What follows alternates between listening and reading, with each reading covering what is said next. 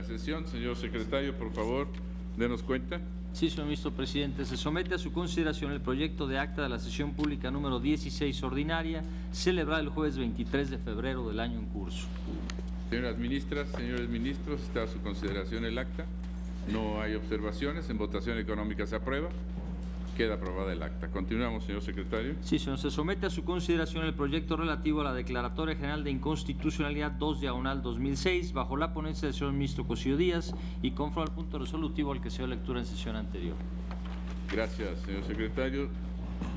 La sesión anterior me pidió la palabra la señora ministra Luna. Por favor, tiene usted la palabra. Gracias, señor presidente. Bueno, como todos saben, el asunto que estamos analizando es una solicitud de declaratoria general de inconstitucionalidad que presenta el señor ministro Cosío. Sucedió que en septiembre de 2014 se publicaron unos lineamientos para la recepción, registro, control y resguardo del seguimiento de declaración de situación patrimonial emitidos por el coordinador de Contraloría del Estado de Michoacán. Esta legislación, bueno, no es legislación, pero sí son disposiciones de carácter general, fueron impugnadas en diversos juicios de amparo ante un tribunal auxiliar. El tribunal hizo jurisprudencia en el sentido de que era inconstitucional el artículo 4 de estas disposiciones y pidió al pleno de ese circuito que solicitara a su vez a la Suprema Corte de Justicia de la Nación que se hiciera la declaratoria de inconstitucionalidad correspondiente, ya que no se habían hecho las reformas que habían solicitado. No obstante, que desde el segundo juicio que se dio esta determinación de inconstitucionalidad lo hicieron del conocimiento de la autoridad responsable.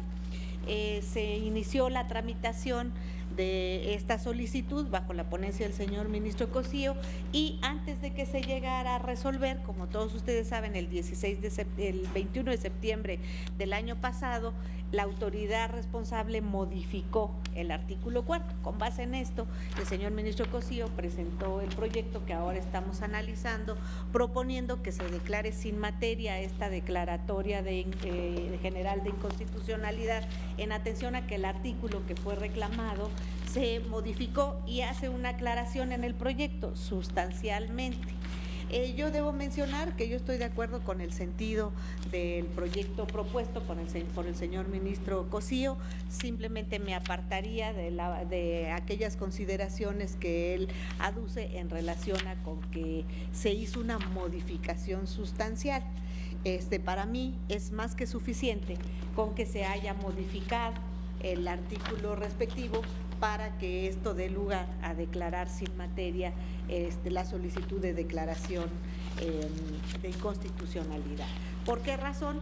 Porque yo siempre he sido de la opinión de que para mí un nuevo acto legislativo implica que no puede existir una repetición de acto reclamado ni incumplimiento por parte del órgano de la autoridad responsable, en virtud de que esto motiva la posibilidad de impugnar este nuevo acto legislativo a través de un nuevo juicio de amparo. Entonces no podría ser ninguno de los procedimientos que se establecen en la ley de amparo para efectos del cumplimiento de las sentencias el que nos permitiera analizar si la nueva disposición se emitió o no acorde a lo que establece la resolución anterior. ¿Por qué razón considero que esto debe de analizarse de esta manera? ¿Y por qué creo que es correcta la declaración sin materia que hace el señor ministro Cosío en el proyecto que ahora se nos presenta? Esto, como lo había señalado la ministra Piña y algunos otros de los ministros que intervinieron en la ocasión anterior, está muy relacionado con el principio de relatividad de las sentencias. ¿Cuál es el principio de relatividad de las sentencias?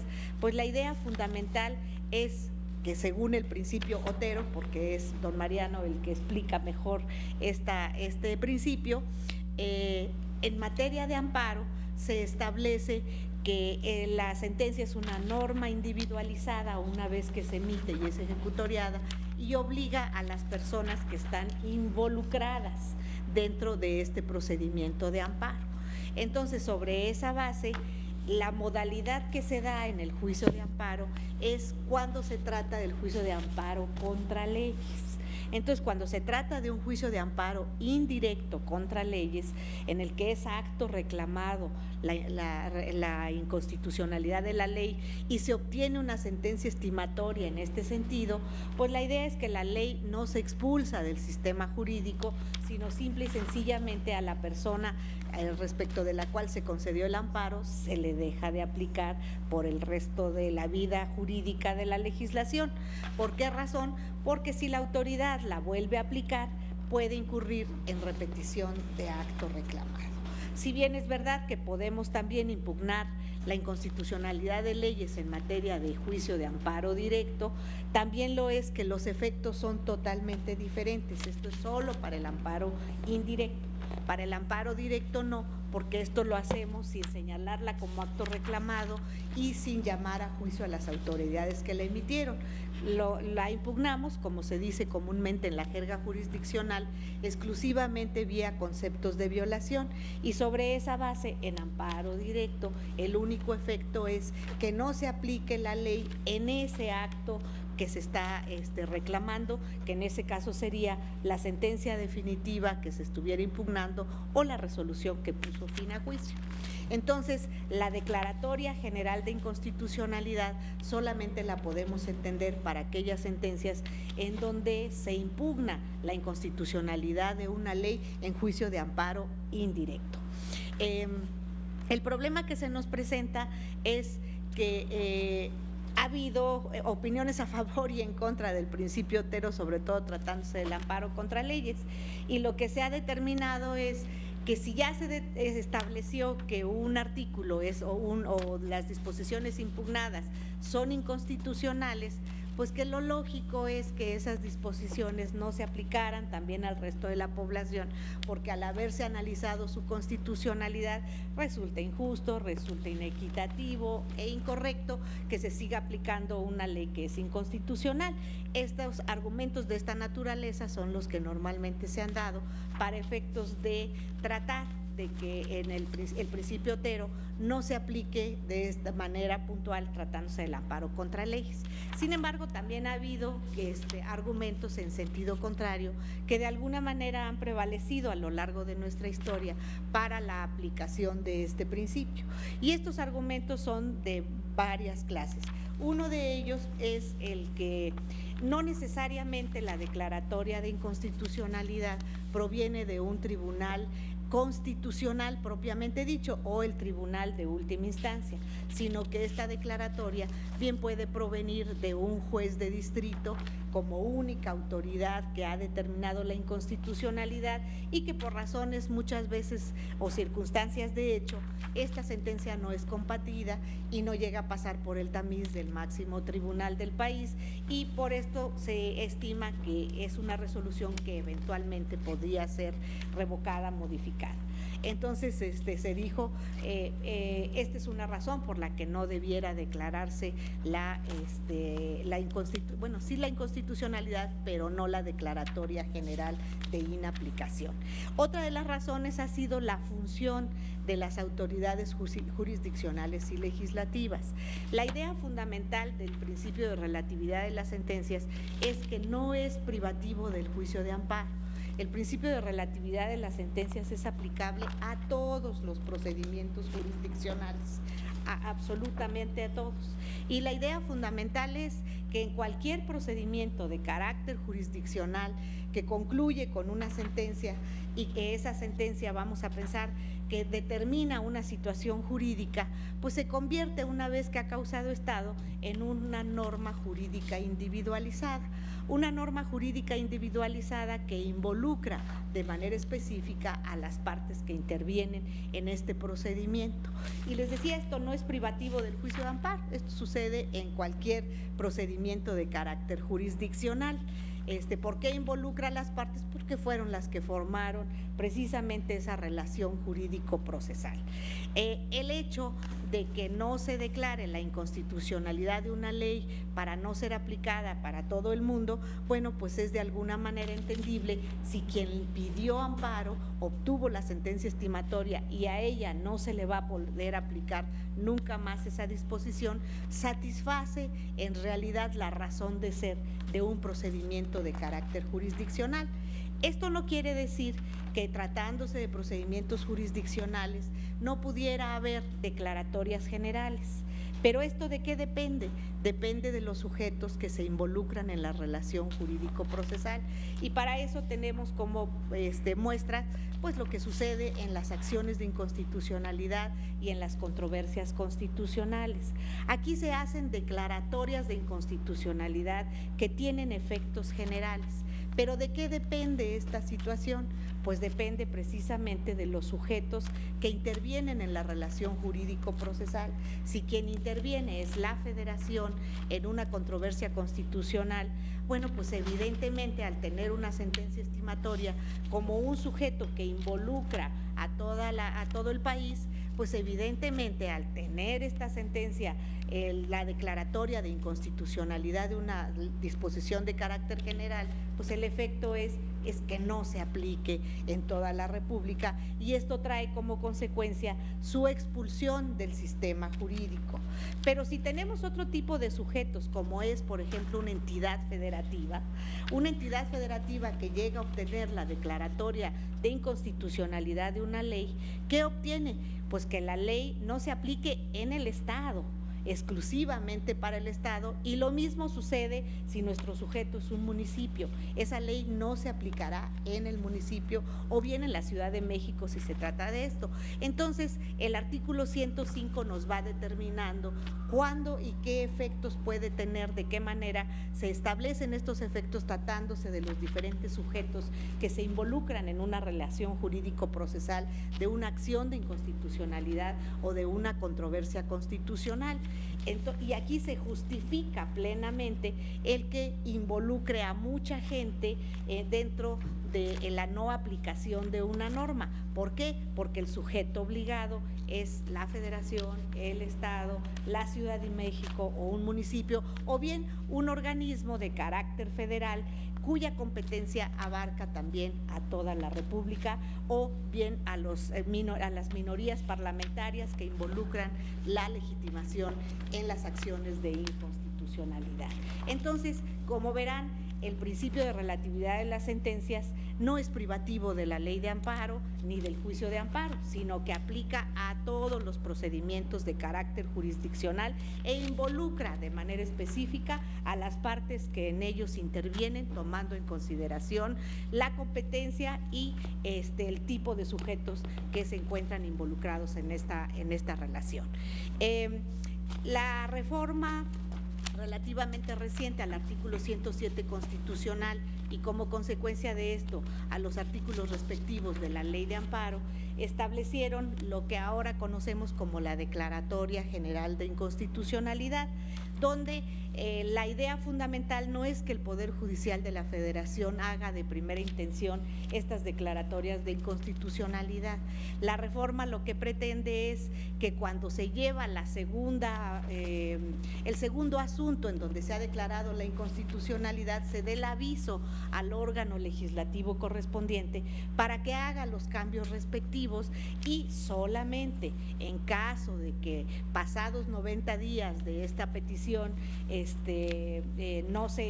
que se dé ya la emisión de una jurisprudencia firme, definida y además de reiteración de asuntos, bueno, se le da el plazo correspondiente, y si no lo hace, bueno, será la Suprema Corte de Justicia de la Nación quien lo haga. La idea fundamental para mí de que no se haya hecho, yo no sé si de buena o mala gana el legislador estableció esto y no que el Poder Judicial determinara de manera directa la declaratoria de inconstitucionalidad, pero creo que la razón de ser es esta. Cuando se trata de la modificación de una legislación, la razón de ser del órgano legislativo, pues es precisamente su función, emitir disposiciones de carácter general, que eventualmente existe competencia para ello a alguna autoridad de carácter administrativo, y que es el caso del asunto que ahora se nos está presentando. ¿Y por qué razón el aviso para que sea el propio órgano legislativo el que haga el cambio correspondiente? En mi opinión, porque al final de cuentas, cuando un órgano legislativo va a regular determinada situación, si es algo que no estaba regulado, bueno, pues por principio de cuentas lo hará, pero si ya estaba regulado, ¿qué es lo que sucede para establecer una modificación o para establecer una derogación de un acto legislativo anterior? Bueno, pues para eso lo que tiene que tomar en consideración también es que ya hubo actos jurídicos que con base en esa legislación se llevaron a cabo antes, que se están llevando en el momento en que entra en vigor la ley y que se llevarán a cabo después, y precisamente esto implica el que los transitorios determinen cómo se va a llevar de manera específica la actuación respecto de estos actos de aplicación concretos que ya existieron, que están existiendo y que van a existir. Pero bueno, al final de cuentas, la idea también es que la labor legislativa es libre y soberana. Entonces nosotros no podríamos determinar a través de una decisión cómo debieran votar algunos de los legisladores. Simple y sencillamente se les dice, el vicio de inconstitucionalidad es y por esa razón se está concediendo el amparo para que porque esta legislación se considera que es contraria a la Constitución. Ahora, es cierto que el artículo 107 de la Constitución de alguna manera estableció una situación que pareciera indicar, y a eso se refirió el señor ministro Eduardo Medina Mora en la ocasión anterior, decía: transcurrido el plazo de 90 días naturales sin que se supere el problema de inconstitucionalidad, la Suprema Corte de Justicia de la Nación emitirá, siempre que fuera aprobada por una mayoría de cuando menos 8 votos, la declaratoria general de inconstitucionalidad, en la cual se fijarán los alcances y condiciones de la ley. Yo esto lo entiendo como no que tengamos nosotros que analizar la constitucionalidad del acto legislativo emitido en cumplimiento de la resolución. ¿Por qué razón? Porque yo creo que el acto legislativo purga el problema de inconstitucionalidad, en mi opinión, sé que no es el criterio mayoritario, con que se emita un nuevo acto legislativo.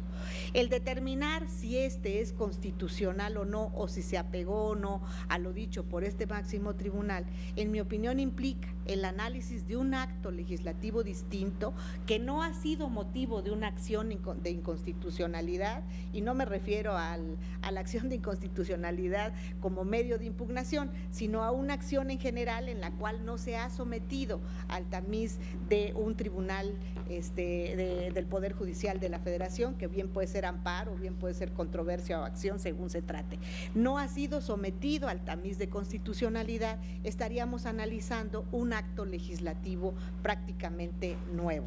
Sobre esa base, a mí me parece que no podríamos hacer un estudio de constitucionalidad de un acto que no está siendo a través de un juicio constitucional, y menos con el pretexto de analizar el cumplimiento de una sentencia de amparo, que en mi opinión se cumple con la simple modificación, derogación del nuevo acto legislativo. Y si satisface o no los problemas de constitucionalidad, eso será motivo de un medio distinto de impugnación de un acto legislativo nuevo.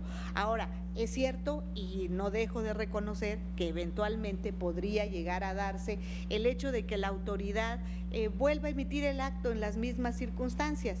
Según las tesis, que no se las voy a leer, pero que todos ustedes conocen de este pleno de la Suprema Corte de Justicia de la Nación, hemos dicho que se necesita para que haya repetición de acto reclamado el que no se emita un nuevo acto legislativo. Si se emite, no podemos hablar de repetición de acto reclamado porque implica el análisis de un acto legislativo que ya no corresponde a la razón de análisis de nuestro asunto, que fue una litis anterior que ya fue juzgada. Ahora, esto no quiere decir que la autoridad legislativa pueda o no ser sometida a otro tipo de procedimientos de responsabilidad por una actuación perniciosa en la que pudiera haber incurrido en el caso de volver a insistir en el vicio de inconstitucionalidad, pero no para efectos de determinar en una acción general de inconstitucionalidad si esta realmente queda o no sin materia. Y además no podemos dejar de reconocer que esta Suprema Corte de Justicia de la Nación así lo ha entendido en el acuerdo 11/2011, donde se está determinando que si antes de transcurrir los 90 días contados a partir del siguiente a la en que surte efectos la notificación por oficio que se realice a la autoridad emisora en la norma general respectiva, entra en vigor una nueva norma general que a juicio del Tribunal Pleno modifique aquella. El procedimiento de declaratoria general relativo se deberá declarar sin materia, que es lo que realmente se viene haciendo. No dejo de reconocer que quizá para algunos de los señores ministros en los que se habla de que si la modificación es sustantiva o no lo es, pudiera en algún momento dar lugar a un análisis de la nueva norma, situación que yo en lo personal, con el debido respeto, no avalaría. Por estas razones estoy con el proyecto que presenta el señor ministro Cosío en cuanto al sentido, pero me apartaré de las consideraciones. Gracias, señor presidente. Gracias, señora ministra. Está a su consideración. ¿Alguien más, señores ministros? Si no hay más observaciones, por el señor ministro Cosío. Gracias, señor presidente. De manera muy breve, había aceptado yo incorporar una tesis que me hizo favor el señor ministro Lainez de pasarme, lo señalé en la primera sesión, y por lo demás, pues dejaría el proyecto en sus términos. Entiendo que hay algunas diferencias de matiz, como las que ahora menciona la señora ministra Luna, pero para efectos de tratar de obtener una mayoría, no le haría mayores modificaciones más que esta a la que me referí brevemente. Gracias, señor presidente. Señor ministro Medina Mora. Solamente preguntar al señor ministro ponente, entendiendo su posición, si él estaría dispuesto a simplemente incluir en la sentencia pues una expresión de no pasa desapercibido, que la norma que sustituye a la primera pues tiene los mismos vicios. El problema de fondo, como yo lo expresé en la sesión anterior, es que un proceso tan importante como este pues resulte vano cuando algo cambia para quedar igual. Gracias, presidente.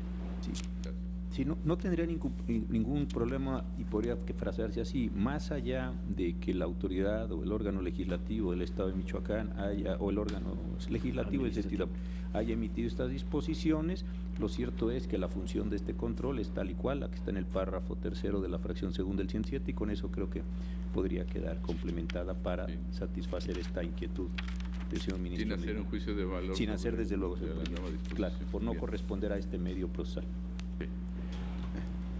No hay nadie más. Vamos a tomar la votación entonces a favor o en contra del proyecto. Señor secretario. Sí, señor ministro Ortiz Ortiz. A favor del proyecto. Señor ministro Cosío Díaz. Señor ministro Luna Ramos. Con el sentido me aparto de consideraciones. Señor ministro Franco González Salas. Con el proyecto original del ministro Cosío, con excepción de que aceptó introducir una tesis.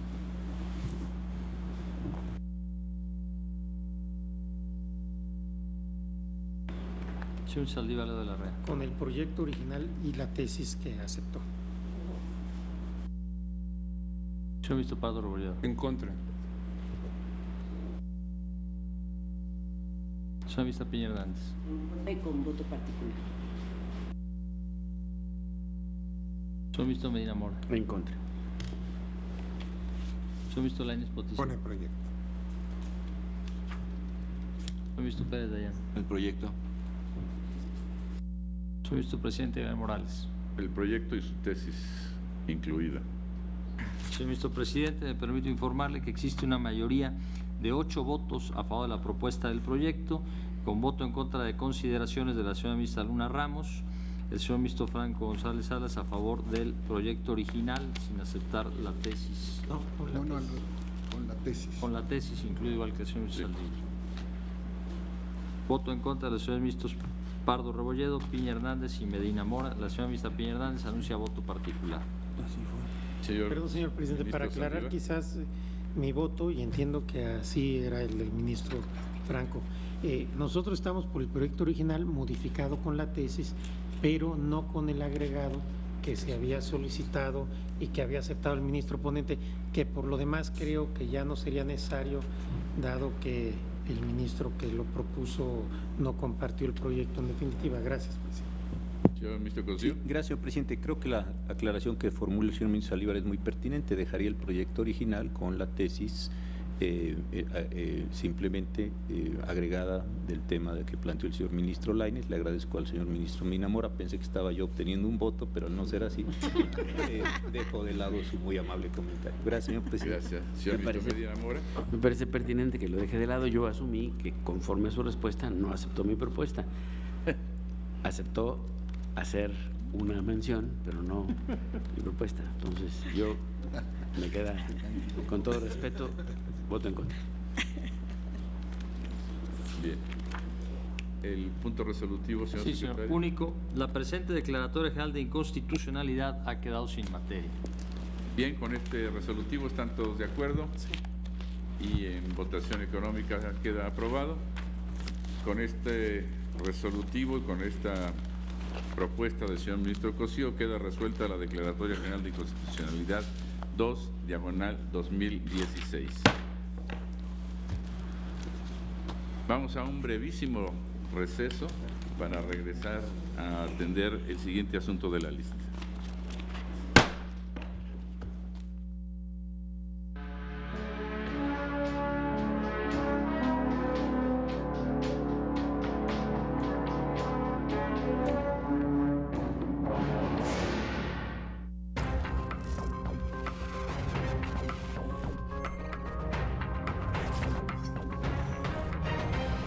¿Qué tal? ¿Cómo le va? Me da mucho gusto saludarle. Muchas gracias por estar con nosotros. Bienvenidos a este espacio informativo. Garantizar una verdadera independencia y autonomía de los jueces a través de la división de poderes es uno de los principales retos constitucionales actuales. Así lo señaló la magistrada federal Paula María Villegas Sánchez al participar en un foro que organizó el Comité de Derecho Constitucional y Amparo de la Asociación Nacional de Abogados de Empresa. Y lo que necesitamos es este sistema de pesos y contrapesos. Y hay que enseñarle a las autoridades que es por el bien del país, por el bien de México, que exista una Suprema Corte fuerte y consolidada. Este sábado entraron en vigor las reformas a los artículos 107 y 123 de la Constitución que modifican la justicia laboral. Se establece que la resolución de los conflictos entre trabajadores y patrones estará a cargo de los tribunales laborales del Poder Judicial de la Federación o de las entidades federativas. Antes de acudir a los tribunales, las partes deberán asistir a las instancias conciliatorias correspondientes. Los jueces en México no están ordenando la reparación integral del daño en sus sentencias.